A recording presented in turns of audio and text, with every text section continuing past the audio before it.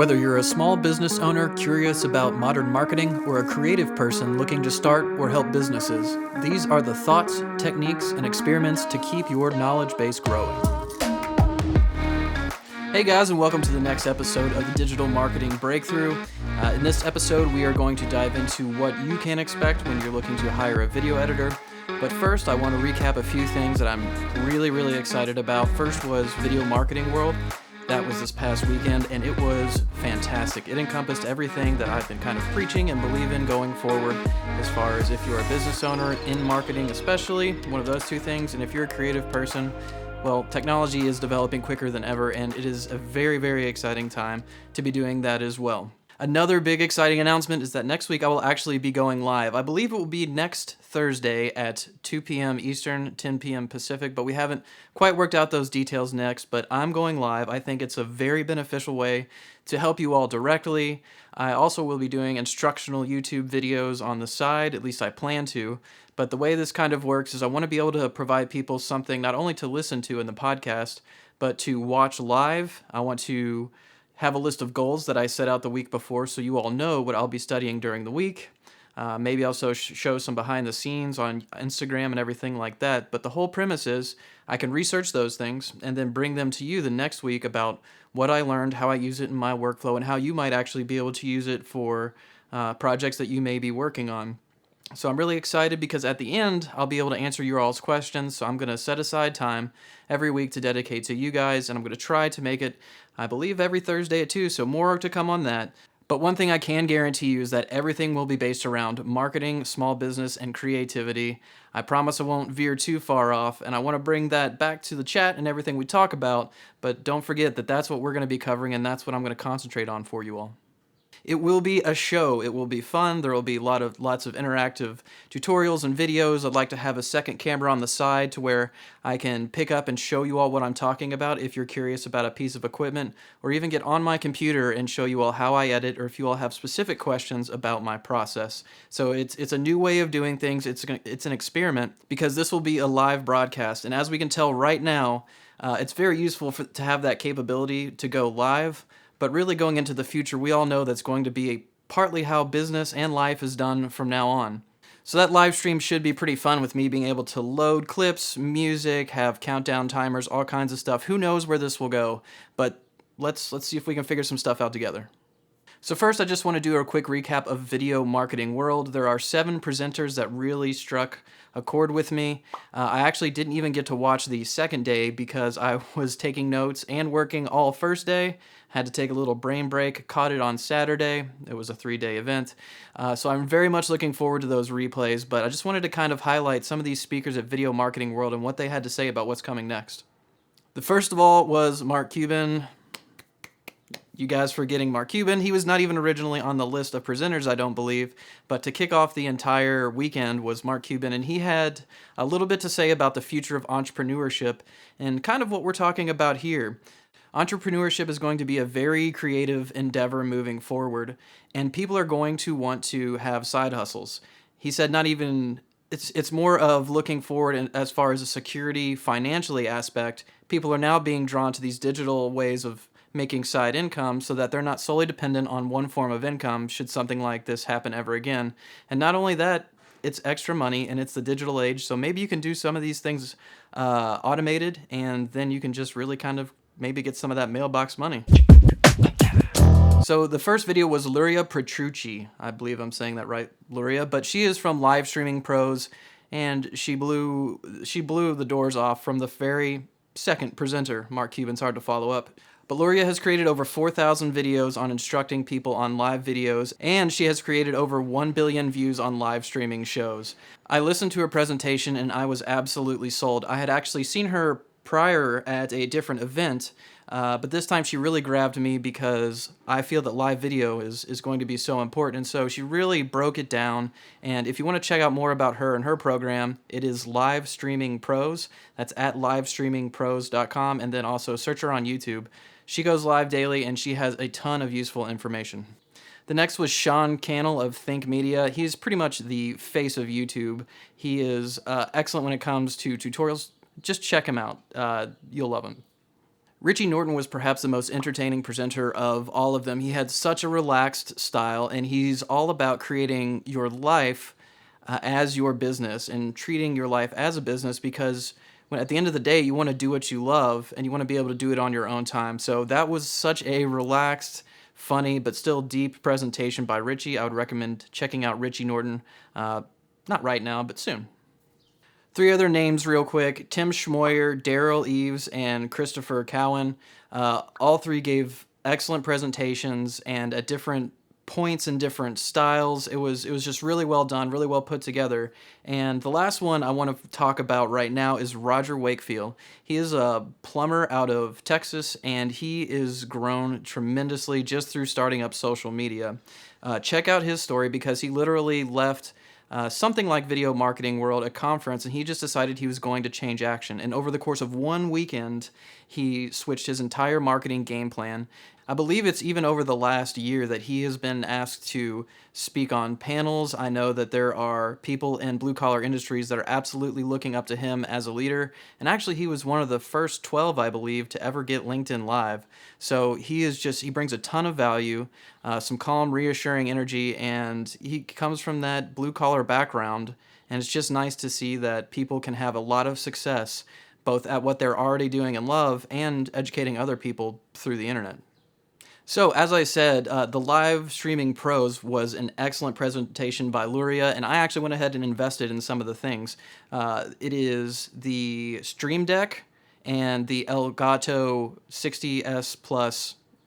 Anyways, they're controllers for live video production. That's the Stream Deck, and it also helps you take what's from your camera and use that as a streaming camera rather than a webcam or something.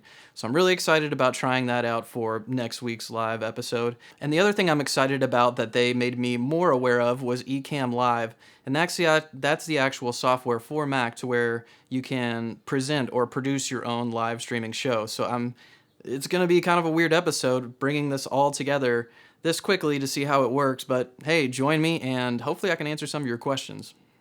The last takeaway for right now for the video marketing world was TubeBuddy. They put on a fantastic presentation about how this tool can help you grow on YouTube, and I've used other programs before. I'll get into that if you want me to, but it just didn't add up. It felt too much like an MS-DOS programming thing. This looks attractive, so I'll probably be giving TubeBuddy a try here and let you guys know how that goes as well. So now, what to do and what you're looking for when you want to hire a video editor to maybe put together some footage that either you shot or they've shot. First of all, we're going to stick to the editor point of things, because hiring someone to come to your location and film, depending on traveling, type of gear, their experience, that's a whole different ballgame. But if you have pictures or videos that you want put together to maybe give yourself a little bit better of a more professional look on social media, rather than just something you can put together on iMovie, which is fine, but if you want something a little bit more professional, here's kind of what you want to look for. When you first find someone who you think may be in your ballpark price range and has some material that you really like, or that you saw something done and maybe you asked that company, who did your advertising or who cut your footage, you want to reach out to them first, give them a brief description about what you're looking for, and then maybe an example video. This can really help when you first send something to an editor, because they know exactly about how long you're looking for, what kinds of cuts, how many special effects they were. That's really a great starting point, is for you to send them a reference video, and then just a few details about maybe what you want differently or how long you want the actual video to be. Also, be sure to let them know which platform you're planning on releasing this on. Each social media platform has a little bit different requirements, and though you can put it on every channel, you really want to optimize for the one that you're trying to reach out to the most. The video editor should then be able to tell you about how long it would take them and about how much it should be. Now, this is kind of the sticky part between the person who's wanting a video done and the editor, because it's the old, how much do you charge versus what's your budget?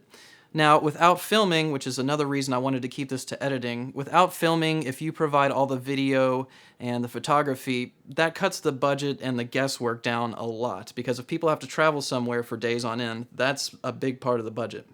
So they should be able to tell you how long it will take and about how much, and then maybe give you a few variables from there. Now, nothing about the industry is really typical anymore when it comes to productions and editing, because that line is so blurred between large company budgets and mom and pop stores. So typically the industry standard for major commercial productions is 3 revisions. Now this can be higher or lower depending on that budget, but I think that works pretty well even going in with new editors. If they don't say how many revisions you get, why don't you go ahead and ask them? It just helps them out, so they know that if they work hard on something and send it to you, it always hurts as an editor that if someone wants corrections. You think you nail it the first time, but you have to understand that as an editor, people are going to want changes. And that's another thing. When you respond, you want to make sure to respond with exact detail and mark down the times at which you want things switched. Because if the editor doesn't understand exactly what you want, then they might not change something or change something. Then you have to repeat it and reiterate it on your next revision, which just takes up more time. So it's really just nice if you can sit down and be specific about the changes you want. That way, it just saves everyone hassle, and the chances of a good relationship forming after that are much better. So what caliber of editor do you want to hire? Do you want to hire your neighbor down the street, or do you want to hire a professional? Well, let's talk about the differences here. An amateur editor can definitely put music, should be able to put some background music to something, and then they also should be able to do some basic transitions. We're talking the level of someone who enjoys using iMovie or something basic. So that's great, when you need visual representation, it's nice just to have something put together. But why would you want to spend more on a professional editor? Well, there's a lot of reasons, but let me try to break down some of them for you.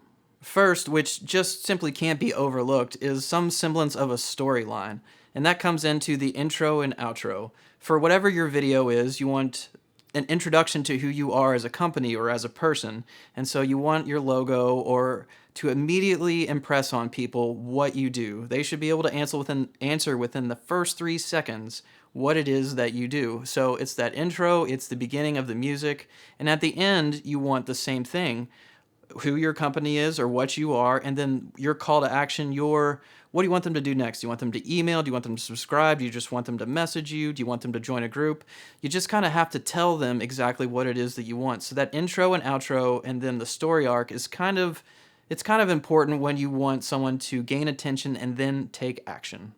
The second thing are transitions. Now, you can use a basic crossfade. A crossfade is just one fades out, one fades in. It's pretty basic. It's a cut that you see a lot. And you can also just do hard cuts like we did just there. There's no transition, and those are fine, and those are beginner editors. And it's used, I'm going to say maybe 80 to 90% of the time on professional video as well.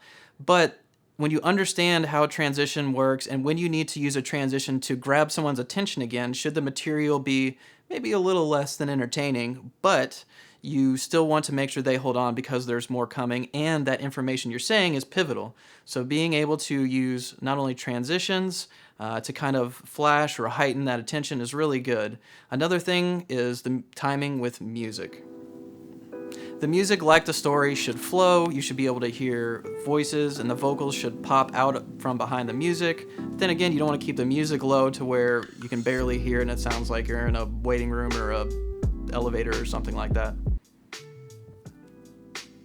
So the fourth thing, or whatever we're at, is the audio mixing. If you're sending the editor different videos from different times of day, there are going to be very different volume levels. And especially if it's taken with different phones or cameras, those audio levels are going to be all over the place. And not to mention, there's probably going to be a ton of different background noise. So when you hire a professional editor, when you ask about the audio, make sure that's kind of included in there as well. And don't be intimidated that this is a lot. Ask me if you want the list. There's about 3 to 5 things you just simply want to ask with every video editor. And if you do it, the chances of, you need to experiment a little bit. If you have a small business with Facebook ads, they really do make it simple and intuitive. And if you just have a video piece that you really enjoy and think represents you well, even if it's not professional, try putting it out there, because you will either gain an audience or customers, and you just got to stick with it. But back to you finding an editor. The last thing a professional editor The last thing a professional editor can really provide you is color correcting. Now, I just did a piece for, I can say their name, Dominican College. Awesome school. But anyways, I just did a piece for them, and it was great because they were honoring their leaders within their school community. It's a big deal, especially for these seniors, and it's really heartbreaking right now that they can't get together to do that. So what we were able to do for them was everyone kind of sent their thoughts about a certain award recipient and actually made a little speech about who they are and why they deserve this award. It was really great. It was a great presentation.